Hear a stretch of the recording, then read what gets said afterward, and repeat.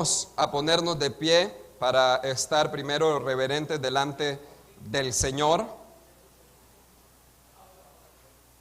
para leer el texto que tenemos en esta preciosa hora. Bendito sea su nombre. Vamos a ir hasta la carta a los Efesios,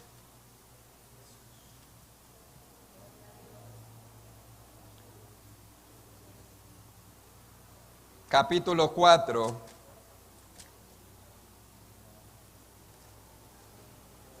y vamos a leer desde el verso 1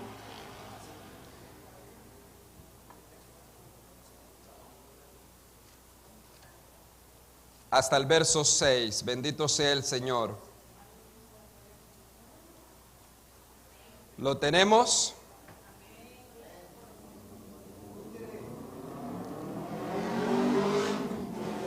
Lo leemos honrando primeramente a nuestro Dios en la comunión con su Santo Hijo Jesucristo y su precioso Espíritu. Dice así su palabra, Efesios capítulo 4, verso 1 al 6.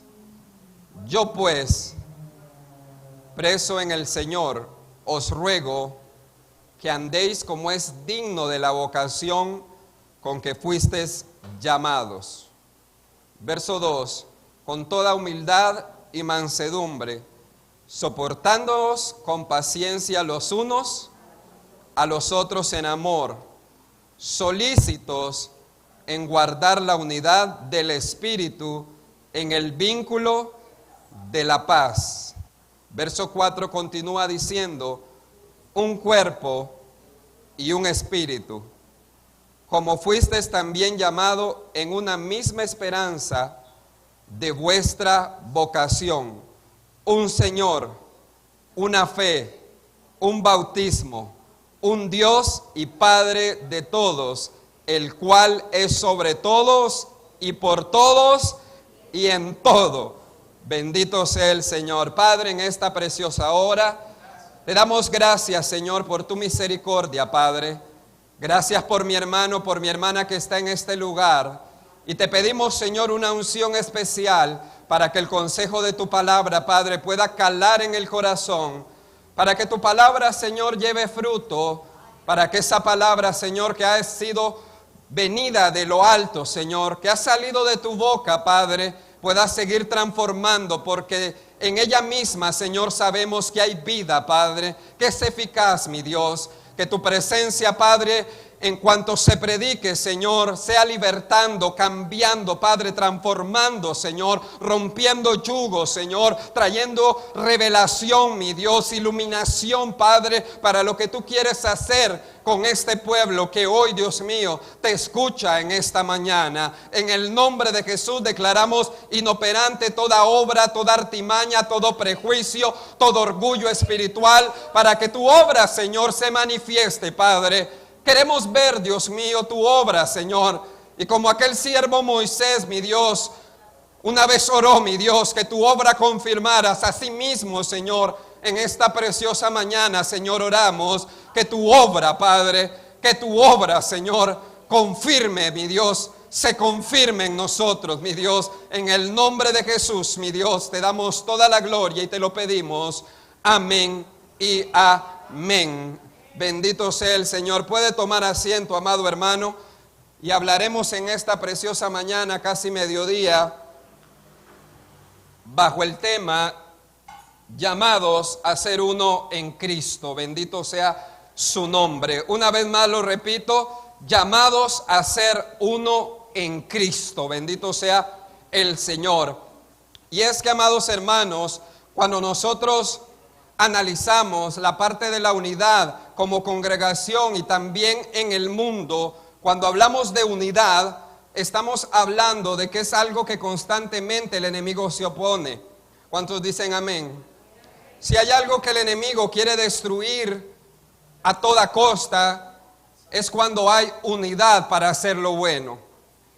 Y una de las cosas que nosotros vemos en el mundo es que el mundo cada vez más está dividido. El mundo cada vez más se fragmenta. y muchas veces ya no podemos saber cómo piensan los demás porque cada quien piensa como quiere y el mundo está completamente en una división. Ni qué decir cuando hablamos de ideologías políticas. Cuando hablamos de la ideología política vemos cuántos partidos y cuánta gente sigue a esos partidos y siguen apareciendo partidos y se siguen fragmentando más por todo lo que representa la política, como usted ya lo sabe. Pero si eso fuera poco, también tenemos ideologías sociales, grupos que defienden su causa y cada uno empieza a defender la suya, se unen para X causa, pero luego se fragmentan para defender otra causa que no fue por la que iniciaron. ¿Qué quiero decirles? Que el mundo, por estar bajo el maligno, se mantiene en una constante división, unos contra otros. Y ahí sí, ciertamente es sálvese quien pueda. Ni hablar de la moralidad, ni hablar de lo que tiene que ver con aspectos morales o culturales, amado hermano. Usted va a encontrar todo tipo de debates para o por la moralidad o defender su causa, bendito sea el Señor. Y esto es muy importante porque cuando nosotros venimos al camino del Evangelio, tenemos que pensar de manera diferente. Cuando nosotros llegamos al Evangelio, el apóstol Pablo en el texto que acabamos de leer en Efesios capítulo 4 verso 1 en adelante dice: yo pues, preso en el Señor, os ruego que andéis como es digno de la vocación con que fuisteis llamados. Lo que hace acá el apóstol es hacer un ruego a esa congregación, es hacer un ruego a nuestras vidas en este tiempo. Es hacer un momento donde Él pide misericordia, por así decirlo, y donde también nos exhorta a que andemos como es digno de nuestra vocación. A su nombre. Y esto es algo muy importante, amado hermano, muy importante. Y cuando continuamos en este texto nos vamos a encontrar unos detalles que Él va a poner para nosotros entender lo que representa la unidad. ¿Quién vive? Damos la bienvenida al hermano Sergio que está por acá. Ahora lo miramos entrar, todo un milagro, porque viene saliendo de un tiempo donde estuvo internado, y dicho sea de paso, algo que él nos ponía por mensaje y nos compartía, que él decía que deseaba tener más tiempo en el hospital para poder predicar el Evangelio. Eso fue algo que la voluntad de Dios de alguna manera estaba en medio, porque le permitió a él compartir el Evangelio donde él estaba, y ahora viene saliendo del hospital, ahora está con nosotros y damos gloria al Señor. ¿Cuántos se alegran de verlo? Bendito sea el Señor. Y cuando hablamos nosotros, amados hermanos, de la unidad, es necesario entender cuál es nuestra vocación. Es necesario entender cuál es nuestro llamado. ¿Por qué digo esto? Porque si usted ve a un policía que hay un robo y él no actúa como policía, usted dice, algo está pasando. Ese policía no actúa conforme a su vocación. Si usted ve a un juez que no condena el crimen y que no hace justicia, usted dice, hay algo malo que está pasando para con ese juez. ¿Por qué? Porque no actúa conforme su vocación, su llamado. Es incoherente, no puede hablar de justicia y caminar en injusticia. A su nombre. Entonces, cuando hablamos de nuestra vocación, amado hermano, es impensable pensar en que si nosotros hemos sido llamados a esta vida, al cristianismo, no caminemos como cristianos. A su nombre. Es decir, una vocación que sea digna del Evangelio. El caminar como el Evangelio lo demanda. Que podamos decir, soy hijo de Dios, escogido de Dios, y por tanto camino como un elegido, escogido de Dios a su nombre. Porque hay un llamado, hay un llamamiento que pesa sobre todo creyente de caminar como es digno del Evangelio a su nombre. No llevas el nombre de cristiano por llevarlo, sino que se espera y espera Dios, y el mundo también espera que aquel que se pone el nombre de cristiano, se espera que camine como cristiano. Por eso cuando uno es recién convertido y tiene la convicción del Espíritu Santo, le da a veces temor de decir que es cristiano, porque entiende que cuando él diga que es cristiano, los ojos del mundo, los ojos del diablo, los ojos de Dios van a estar como él camina, a ver si es digno de su vocación a su nombre. Por tanto, es necesario, amados hermanos, que entendamos nuestra vocación. Y el apóstol Pablo por eso hace un ruego y dice, os ruego que andéis como es digno de la vocación con que fuisteis llamados. Como cualquier persona que está en sus 5 sentidos va a caminar en lo que tiene en su vocación, o si queremos decir una profesión. Y podemos hablar de que cuando un pastor, ¿qué se espera de un pastor? Que camine, que ejerza como pastor, ¿sí o no? Es que es el pastor, tiene que tener este comportamiento. De un líder espiritual, ¿qué se espera? Que sea un líder espiritual, que camine conforme esa vocación. Y el texto no nos menciona el lugar donde se debe caminar en esa vocación. Solo nos dice, caminen en esa vocación. No nos dice en qué lugar. ¿Por qué es muy importante esto? Porque nosotros creemos que muchas veces nuestra profesión está limitada a la congregación y no allá afuera. Pero eso no es el Evangelio. La vocación a la cual hemos sido llamados es una que la profesamos en todo lugar donde nosotros caminemos. ¿Quién vive?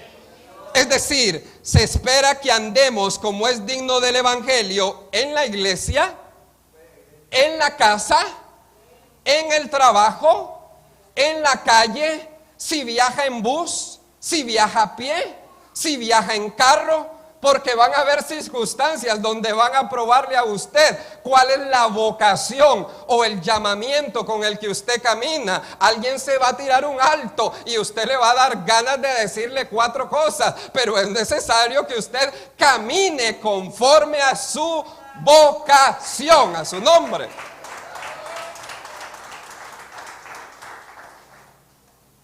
Y el apóstol Pablo, una de las cosas que tiene en mente acá, guiado por el Espíritu Santo, precisamente es el tema de la unidad.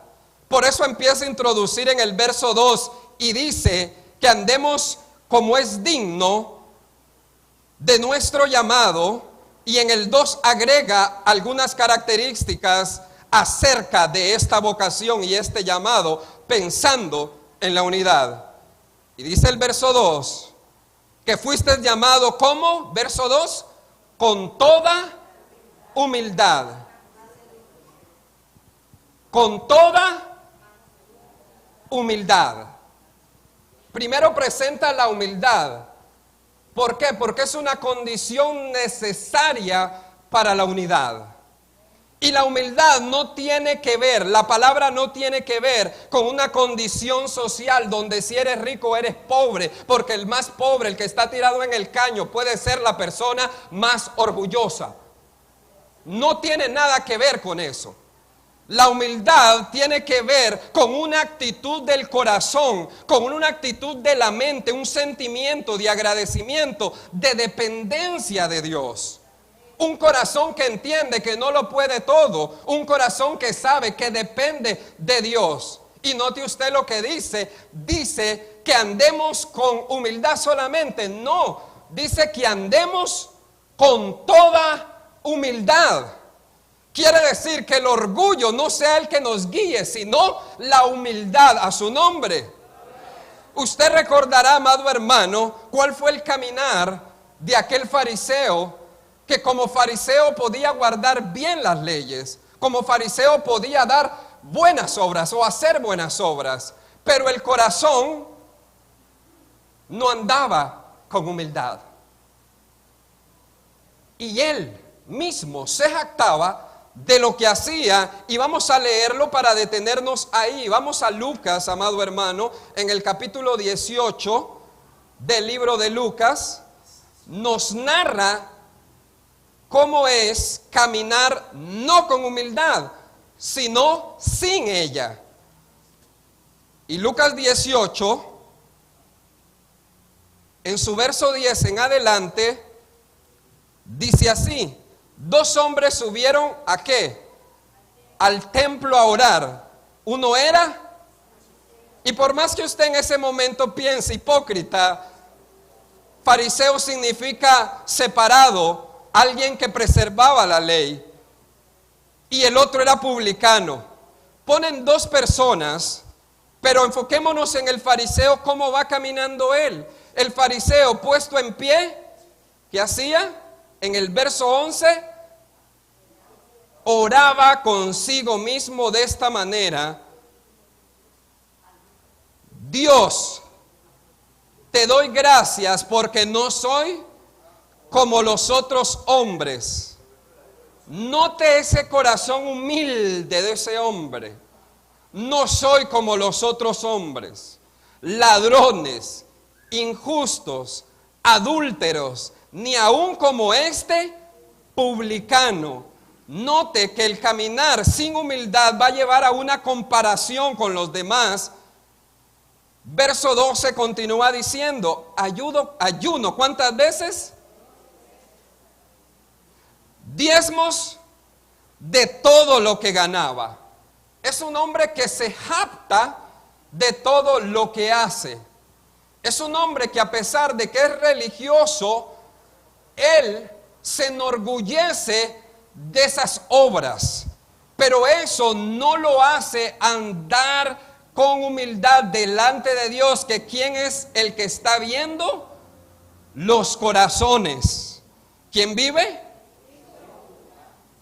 Y hay congregaciones, amado hermano, esta no, donde el conocimiento crea una separación de hermanos, donde el conocimiento llega a darles tal orgullo que ven a los hermanos aparte, donde las obras que realizan los ven a los hermanos aparte, porque hacen más que los demás.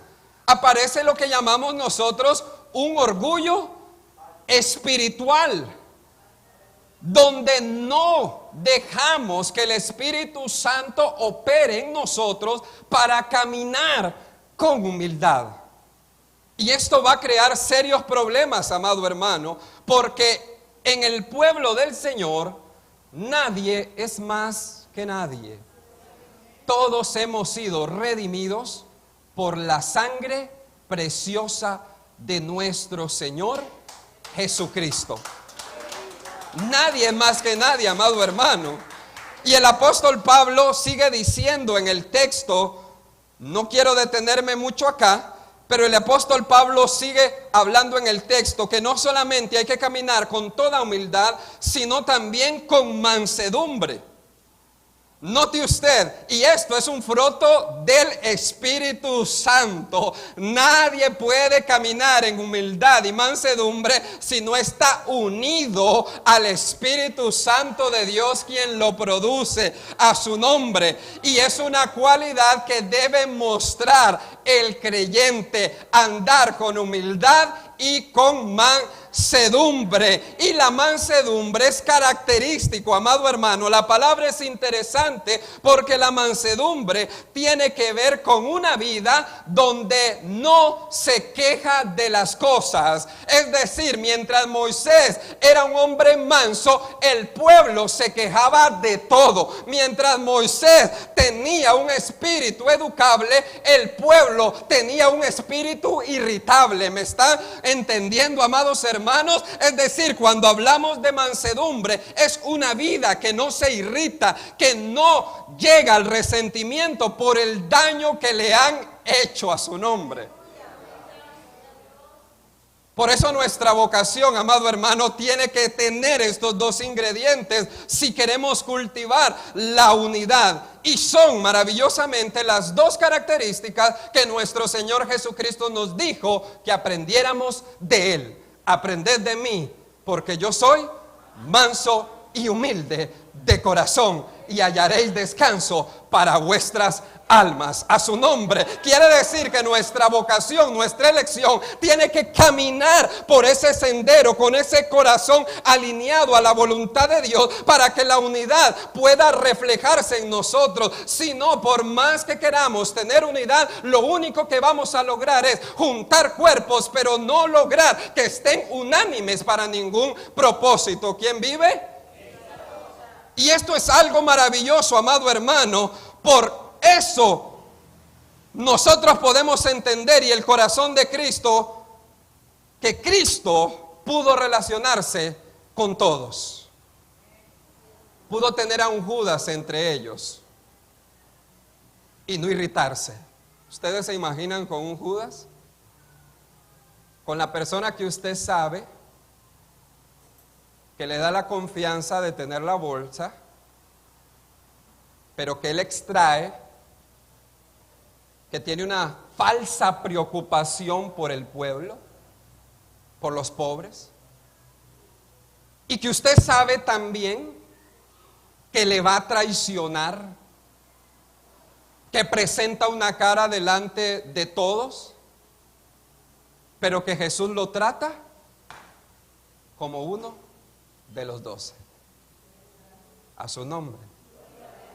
Le da la confianza, le da la autoridad, y tras de eso, cuando lo va a vender, le dice: lo que has de hacer, hazlo pronto, con tranquilidad, seguro de quién es él y del llamamiento al cual él ha sido llamado. A su nombre. Por eso él pudo mantener, amado hermano, la unidad de 12 hombres tan diferentes, pero que él sabía que el ingrediente necesario se iba a ir formando en cada uno de ellos para llevarlos a una unidad. A su nombre. Por eso es que nosotros debemos entender primero cuáles son los principios para poder llegar a estar unánime. Por más que intercedamos, por más que ayunemos, si no ponemos estos principios bíblicos en nuestra vida, no se va a lograr esa unidad. A su nombre. El texto sigue diciendo: con toda humildad y mansedumbre, soportándonos con paciencia los unos a los otros. ¿En qué? En amor. Si usted dice: no, ya era difícil decirme que tenía que ser humilde y tener manso, ahora soportarlos a los demás, ahí sí es cierto que es imposible. A su nombre. Pero esto solo se logra a través del proceso de Dios, donde la paciencia que menciona ahí es la perseverancia que Dios muestra a aquellas personas que tienen la capacidad de poder sobreponerse ante las circunstancias. Nos van a lastimar en la iglesia. Le voy a dar una buena noticia: sí, lo van a lastimar, hermano, porque es buena, porque eso le va a ayudar a usted a que el fruto del Espíritu Santo aparezca en toda humildad, mansedumbre, y que aprenda a soportar a su hermano. Así que es una buena noticia, amado hermano. Usted se imagina llegar a la iglesia y: ¿cómo te va? Y usted le dice: me va muy bien. Porque vieras cómo me han lastimado, pero el Señor me ha dado una oportunidad tan maravillosa de reflejar su carácter, impresionante. ¿Usted se imagina creyentes hablando así? Es otra visión, donde no está la queja, donde no está lo irritable y donde se guarda la unidad. ¿Por qué? Porque todos vamos en procesos diferentes. Todos somos diferentes. Debilidades diferentes, unos van empezando, otros ya van por otro proceso, pero todos vamos en niveles diferentes y poco a poco vamos todos caminando y nos vamos a lastimar. Y hay que aprender a tolerarnos. La persona que no puede tolerar a su hermano rápidamente va a estar dañado en su corazón. Cuando somos muy sensibles de corazón, amado hermano, somos muy propensos a ser lastimados por cualquier cosa, desde que no me saluden hasta lo más grave. ¿Quién vive? Entonces es necesario que nosotros como congregación entendamos las características que el apóstol Pablo por el Espíritu Santo menciona para caminar en unidad, amado hermano.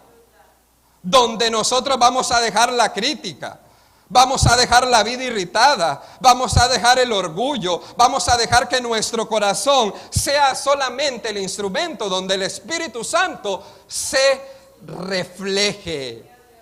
A su nombre. Una de las cosas que podemos notar en la oración sacerdotal fue el propósito o la voluntad perfecta de Dios a través de Cristo para su iglesia. Acompáñenme ahí a Juan 17 en el verso 20. Si usted dice en su corazón, no, a mí no me interesa eso de la unidad, quiero mostrarle lo que Jesús dice acerca de su pueblo. Juan capítulo 17 verso 20.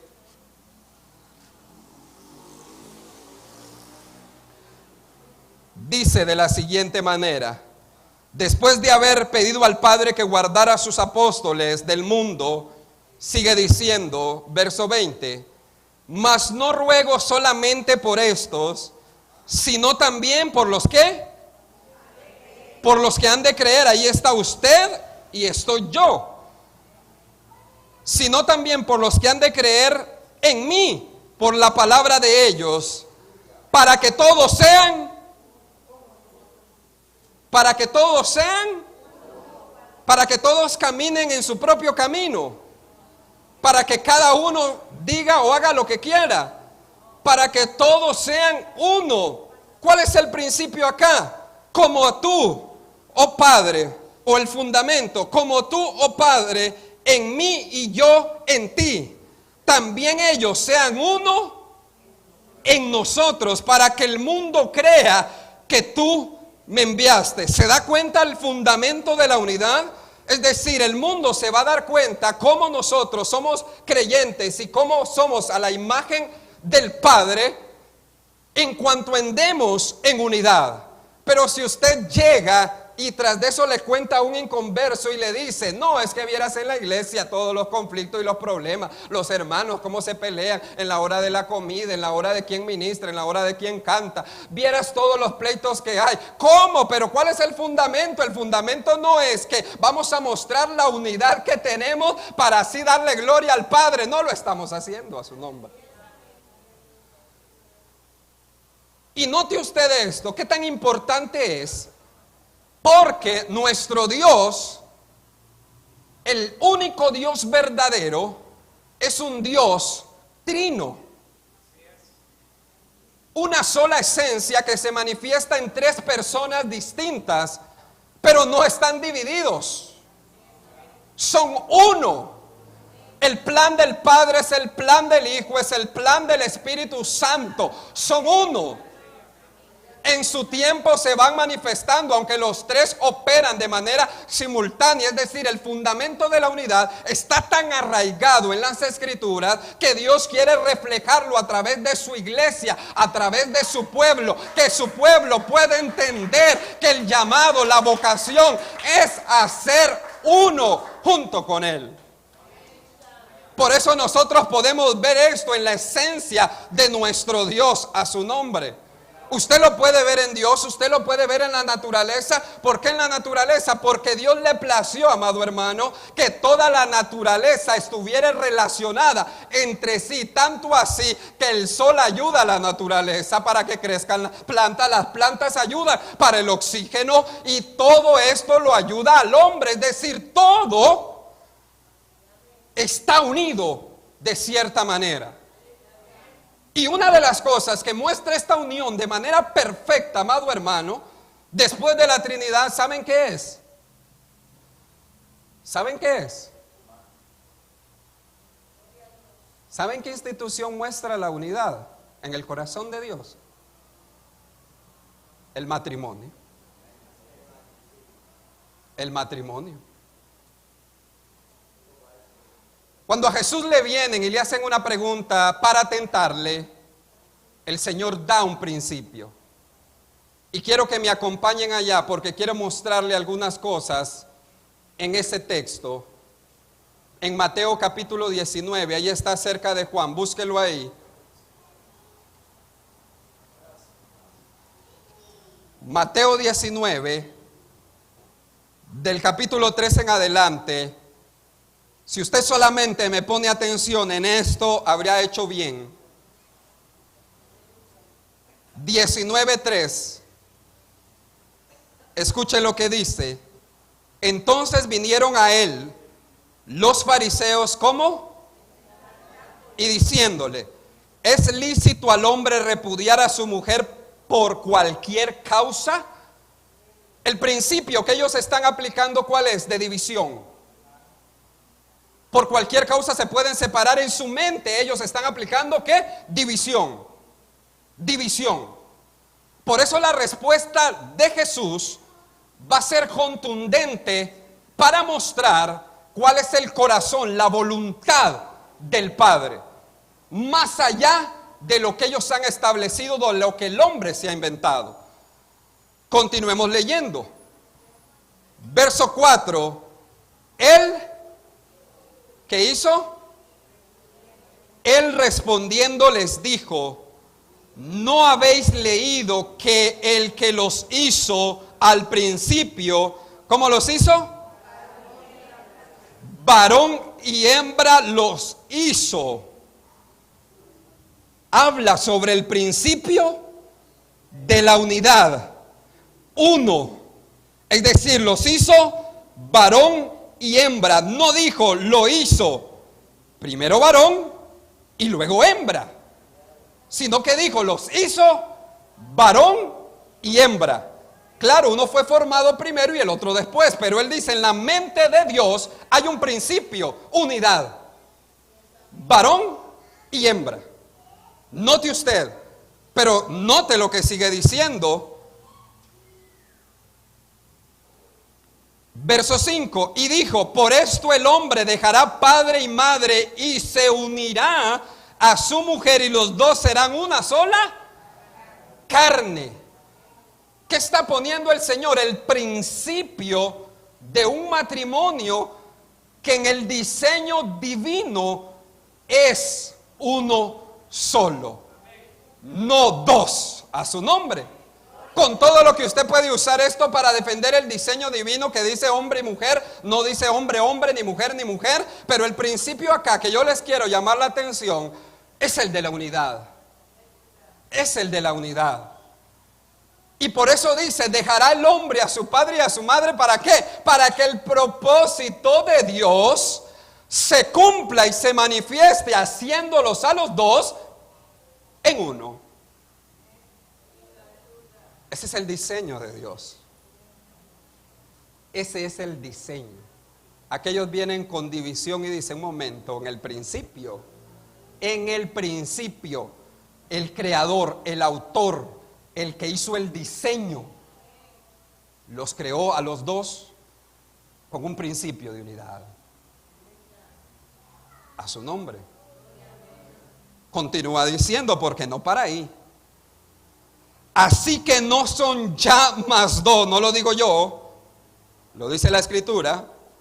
Así que no son ya más dos, sino una sola carne. Por tanto, lo que Dios juntó, no lo separe el hombre. ¿Se da cuenta?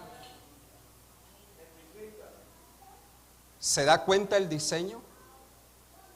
¿Puede verlo? ¿Puede sentirlo? Es decir, si usted se pregunta, ¿cuál es el corazón de Dios para el matrimonio? Que estén juntos. Y más que juntos, íntimamente, espiritualmente, unidos. De una manera tan mística, que por eso cuando uno hace daño, le hace daño al otro. Cuando el hombre peca, le hace daño a la esposa. Cuando la esposa peca, le hace daño al esposo. ¿Por qué? Porque están místicamente, espiritualmente unidos. Por eso es que cuando Eva comete el pecado, le hace daño a Adán. Y cuando Adán peca, le hace daño a Eva. ¿Se dan cuenta del principio? ¿Pueden verlo? Y le siguen diciendo ellos, pero ahora nos va a dar una declaración interesante, porque es que no se da esa unidad. Porque allí mismo lo vamos a ver. Sigamos leyendo. Y dice en el verso siguiente, en el verso 7, le dijeron: ¿por qué pues mandó Moisés a dar carta de divorcio? ¿Es el diseño de Dios?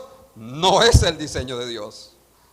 Y dice, ¿por qué Moisés mandó pues a dar carta de divorcio y repudiarla? Él les dijo, anote eso, por la dureza de vuestro corazón. ¿Qué nos quiere decir acá la palabra? ¿Qué es lo que provoca entonces que no haya unidad? La dureza del corazón. Ahí está. Y es un principio, una palabra que la podemos aplicar en todos los contextos donde queremos unirnos. Cuando hay un corazón duro, no va a poder existir la unidad. Usted puede preguntarle y decirle a un matrimonio y ponerlo frente a frente y decirle, cristiano, ¿usted ama a Dios? Y le va a decir, sí lo amo. Le dice al esposo, ¿usted ama a Dios? Sí lo amo. ¿Usted es cristiano? Sí soy cristiano. ¿Usted también? Sí lo soy. ¿Y por qué quieren separarse? ¿Por qué?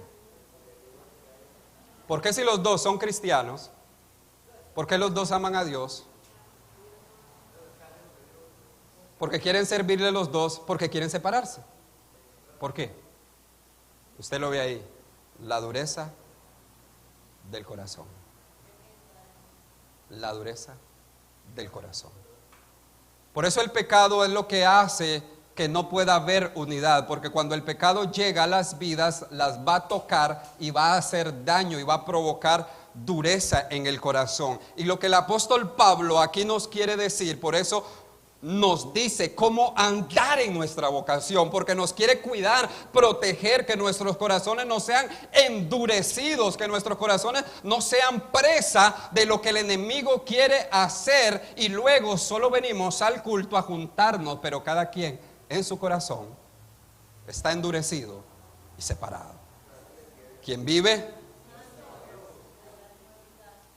El texto continúa diciendo, amado hermano, porque ciertamente podemos decir que experimentamos un ataque constante del enemigo para que nuestros corazones sean duros, pero el texto en Efesios capítulo 4 nos recuerda algunas cosas que podemos asirnos nosotros para recordar que no estamos divididos, sino que estamos unidos.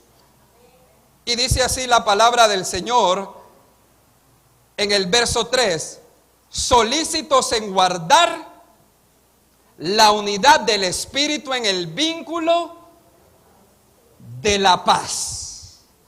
¿Qué es lo que el Señor quiere, amados hermanos?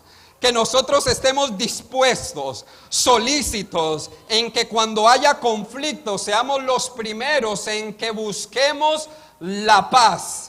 No esa paz que es pasiva y que tolera todo, no, de eso no se trata, sino que la busquemos por el Espíritu Santo según Él nos guía. ¿Quién vive? Denle una ofrenda de palmas al Señor.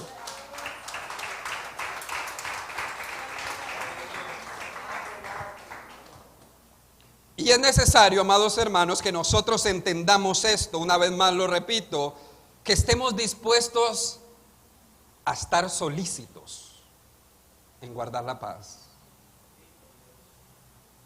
Hay personas que se enojan y se pelean, pero por cualquier cosa. Y lo último que quieren es llevar la paz. Es lo último que quieren. Pero qué precioso es cuando estamos solícitos. Pasó algo, vamos a procurar a establecer la paz lo más rápido posible. No es algo pasivo, es algo activo, con la guía del Espíritu Santo. A su nombre. ¿Por qué nosotros entonces decimos que estamos unidos? El apóstol Pablo sigue diciendo y pone el fundamento de nuestra unión como creyente y nuestra vocación. Y dice así, en el verso 4, que somos un cuerpo y un espíritu, con que fuimos también llamados a esta esperanza de nuestra vocación.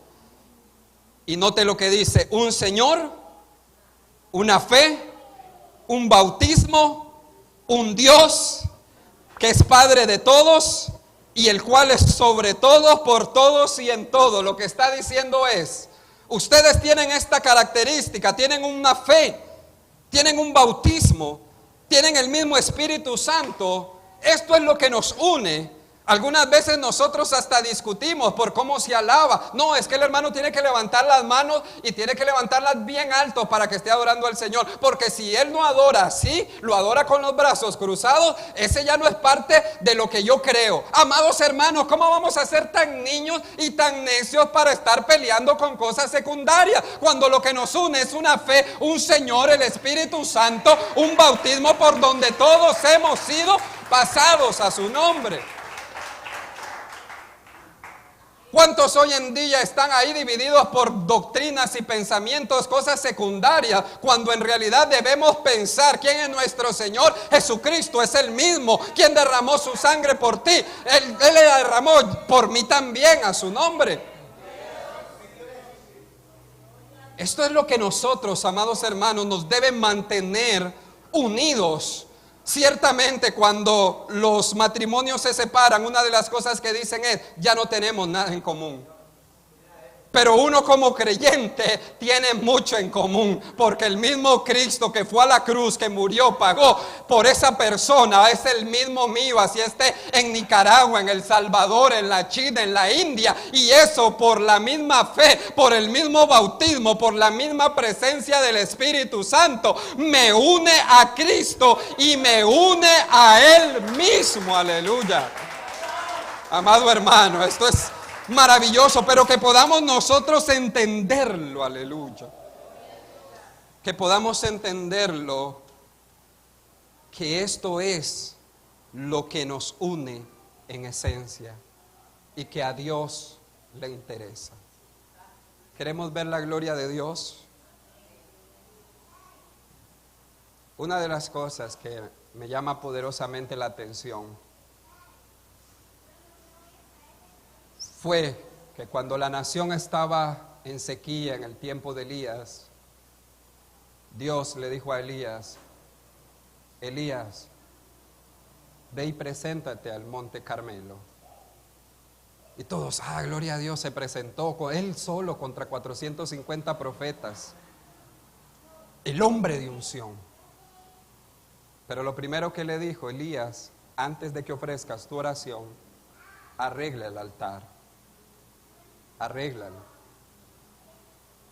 Y dice la palabra de Dios que cuando Elías empezó a arreglar el altar, dice que escogió o que tomó 12 piedras.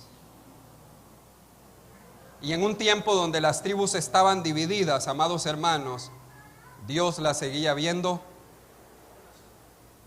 un solo pueblo. Pero le dijo: Elías, une esas piedras. Y arregló el altar bajo el fundamento de la unidad.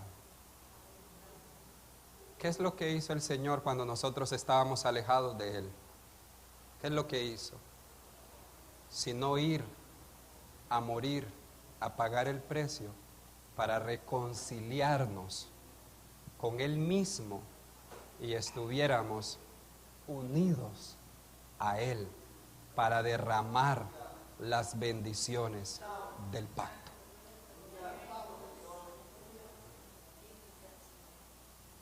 Cuando las bendiciones se derraman, cuando el principio de la unidad se restaura. Ahí. Cuando hay corazones que dicen: sí, tú eres pecador, yo también. Sí, tú hiciste mal, yo también. Busquemos la reconciliación. Porque ¿cómo andarán dos en el camino si no se ponen de acuerdo? ¿Cómo va a andar una congregación si no se pone de acuerdo? Por eso en Pentecostés, antes de que la presencia del Espíritu descendiera, estaban todos unánimes, juntos, esperando la misma promesa. Algunos podían creer y tener opiniones acerca de Jesús diferentes, pero todos estaban esperando la misma promesa. ¿Cuántos aquí están esperando el arrebatamiento? Suficiente para unirnos, porque cuando estemos allá, no nos van a dividir por lengua, raza, cultura, nación, cómo adora, cómo predicaba, cómo lo hacía, esto y lo otro.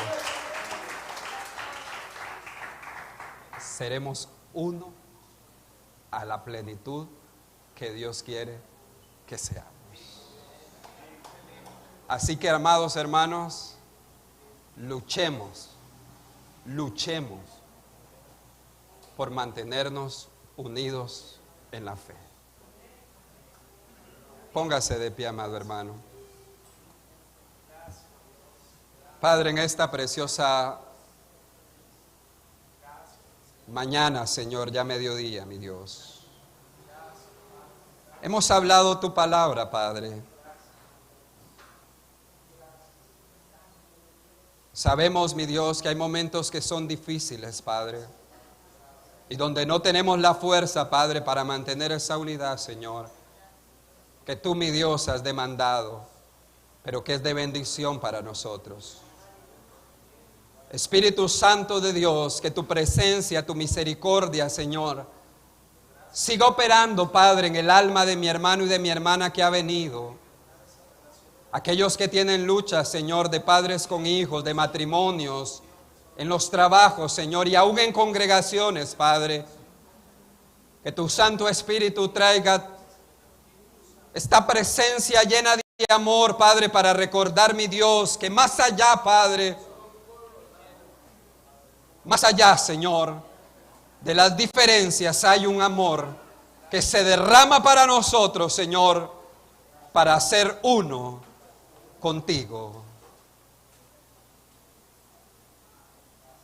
Padre, ten misericordia, Señor, de nosotros, de esta congregación en Atillo, y que tu Santo Espíritu, Señor, tu Santo Espíritu ministre el corazón que está cargado, el corazón que está abatido, el corazón que está luchando, Padre, por mantenerse firme, Señor, contra los ataques del enemigo, Padre.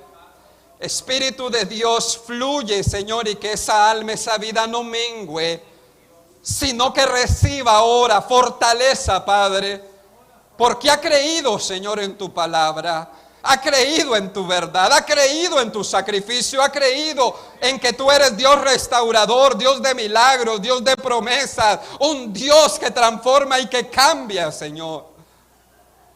Y que si hoy se ve división, Padre, mañana, mi Dios, mañana se verá unidad, Padre. En el nombre de Jesús, Señor, recibe toda la gloria, Padre, y recibe toda la alabanza, Señor. Oh, aleluya, gracias, mi Dios. Gracias por tu presencia.